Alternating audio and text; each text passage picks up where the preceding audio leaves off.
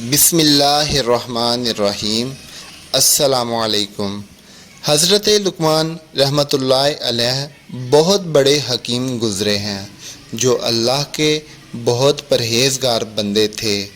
اللہ تعالیٰ نے انہیں حکمت کا خزانہ عطا کیا ہوا تھا اور وہ بہت ہی حکمت، عقل، دانائی والے بندے تھے۔ بعض کتابوں میں ان کی اتنی فضیلت بیان کی گئی ہے کہ وہ اللہ کے نبی تھے۔ تو دوستو، میں آپ کو بتاؤں گا کہ حضرت لقمان کی 3 نصیحتیں جو انہوں نے اپنے بیٹے کو کی تھیں، اور یہ بھی کہا تھا کہ یہ صرف 3 نصیحتیں 3000 نصیحتوں سے بہتر ہیں۔ نمبر 1، جو نیکی کی ہے اس کو بھول جانا، چاہے کسی شخص کے ساتھ کی ہو یا عبادت کی صورت میں کی ہو یا خدمت انسانی کی صورت میں کی ہو۔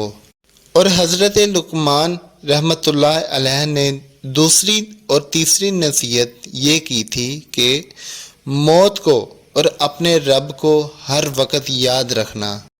تو دوستو، یہ 3 نصیحتیں تھیں جو حضرت لقمان کی زندگی کی تمام نصیحتوں کا خلاصہ تھیں، اور انہی 3 نصیحتوں میں دنیا اور آخرت کی بھلائی شامل ہے۔